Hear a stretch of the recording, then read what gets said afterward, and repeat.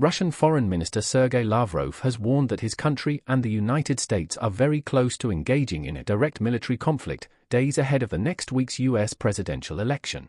Under the current president, Joe Biden, who has taken the downward spiral of Russophobia in the U.S. to its logical conclusion, our countries are on the brink of direct military conflict, Lavrov said in an interview with the Turkish newspaper Hurriyet, which was published on Friday, without elaborating. Asked about the U.S. presidential race where former Republican President Donald Trump and Democratic nominee Vice President Kamala Harris are competing, Lavrov said the election outcome would make little difference to Moscow. "We have no preference." When the Trump administration was in power, it adopted the highest number of anti-Russian sanctions compared to its predecessors, he said.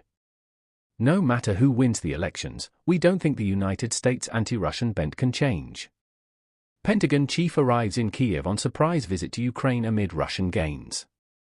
U.S. Secretary of Defense Lloyd Austin has arrived in Kiev in a show of support for Ukraine. His remarks came as the U.S. accused Russia of attempting to interfere in the upcoming U.S. presidential elections. Moscow categorically dismissed the claims.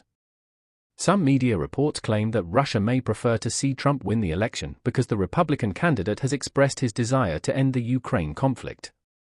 Putin last week stressed that Russia's ties with the U.S. would depend on what attitude Washington adopts after the election. Russia launched what it called a special military operation in Ukraine in February 2022, partly to prevent NATO's eastward expansion after warning that the US-led military alliance was following an aggressive line against Moscow. The Western countries have been fueling the flames of the war with their unchecked delivery of weapons to Ukraine. Moscow has repeatedly warned that such a flow of weapons to Kiev will only prolong the conflict.